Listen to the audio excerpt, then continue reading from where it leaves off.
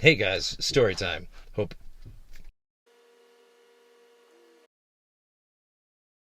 Hey guys, story time. So let's go back to the year 2009.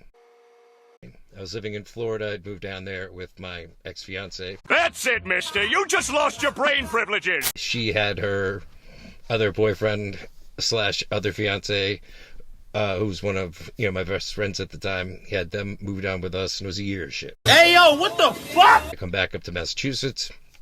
I go to a rehab program called MATSI, which is a Massachusetts Alcohol Treatment Center. It's like a 30-day program, I think. And I got out, started using, and it was right around the blizzard of 2010, which brings us to our story for right now.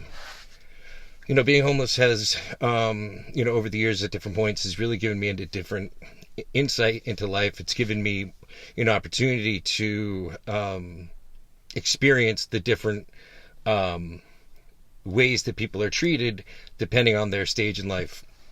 And so I was really losing a lot of hope at that point. My world was really kind of devastated when, all of that went down. And, obviously I was doing and not doing things that contributed to, the flawed nature of the relationship. And anyway, but so I was really not dealing with it well. And, so I find myself homeless during the blizzard of 2010, right? And so I am looking all around for a place to go. Since I was using, I couldn't get into any of the shelters that were, around the city. And so what I wound up doing was I found a Bank of America, standalone ATM building, which you'll see featured here.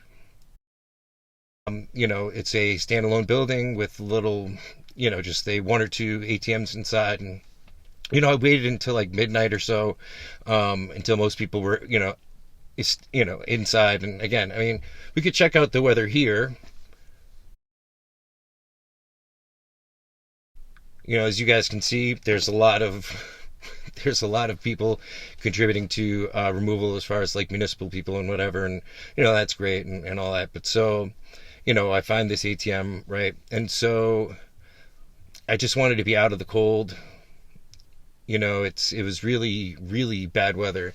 So, like I said, so I wound up going to sleep on this ATM.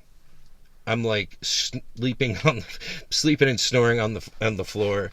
And, it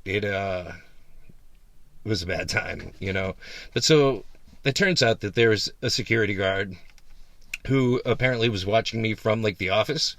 That was maybe across the street or something, but he said that he had been watching on the camera all night, and he came in around maybe 5 or 6 o'clock in the morning, and just casually and kindly, but also firmly as possible, was you gotta go, you can't be here anymore, and it's really, he didn't need to do that. He could have came and kicked me out right away, but thankfully, he was able to use some discretion, but also I think that it was just the humanity within him.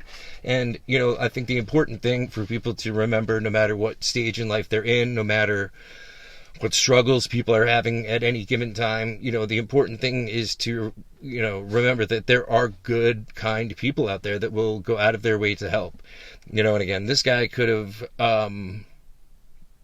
he really could have just been a dick and been go find somewhere else to be. And, whoever that security guard is, wherever he is, I'm not sure I'd ever be able to thank him for it because I couldn't remember his face if I saw it. But that is just one of those things that to put out in the universe that hey, I saw that there was goodness there. And, that really helped at a really crucial time. It's any small gesture of kindness, it really can make somebody else's day. We have no idea what people are going through, and we just have to remember that, again, no matter what issues we have to remind ourselves that there is goodness in the world. We deserve to have good things, and we are